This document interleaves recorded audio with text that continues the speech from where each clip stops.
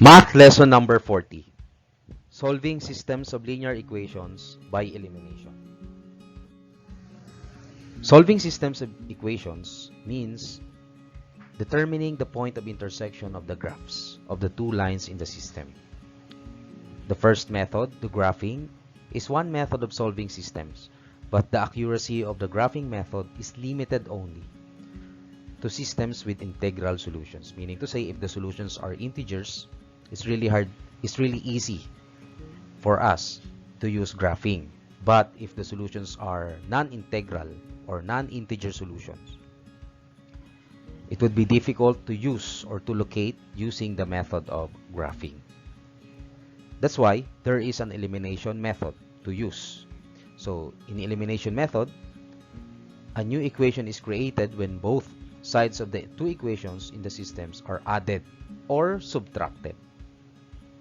For further understanding of the method, let's have the first example.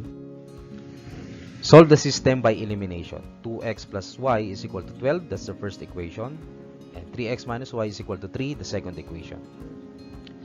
So as you can see, if you're going to add the two equations,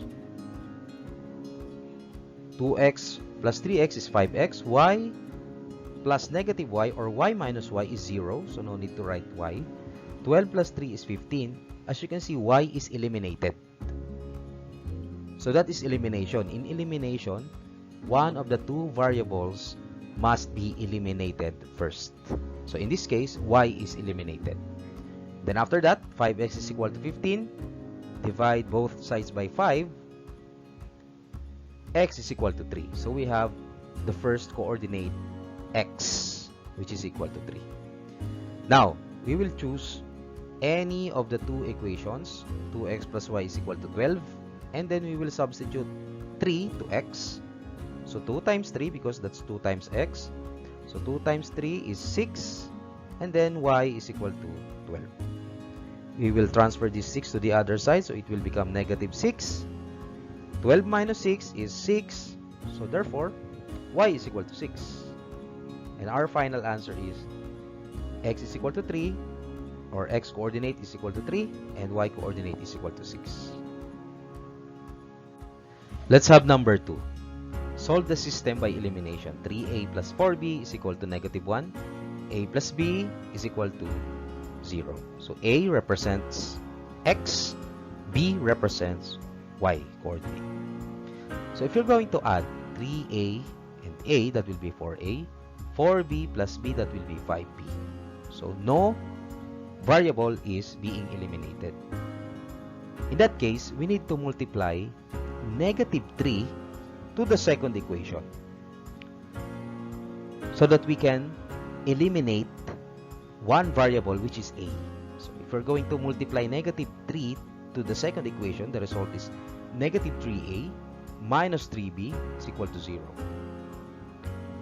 So as you can see, if you're going to add 3a and negative 3a, that will be eliminated. That will be 0. So 4b minus 3b is b. And then negative 1 plus 0 is negative 1. Therefore, b is equal to negative 1. Then after that, we will choose one of the two equations. And we chose a plus b is equal to 0. So a plus b is equal to 0. We substitute negative 1 to b. A plus negative 1 is equal to 0. A is equal to 1. So the final answer is the x coordinate is 1. That will be a is equal to 1. And the y coordinate is negative 1 because b is equal to negative 1. Let's have the last example. Solve the system by elimination. 4w plus 5z is equal to 6.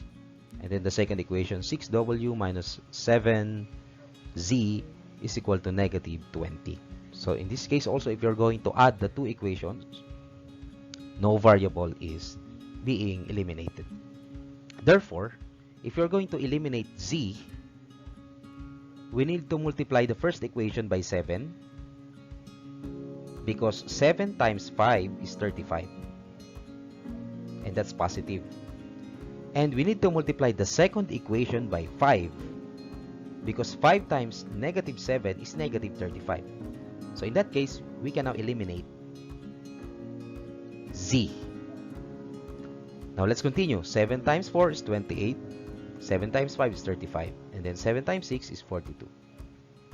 5 times 6 is 30. 5 times 7 is negative 35. And then 5 times negative 20 is negative 100.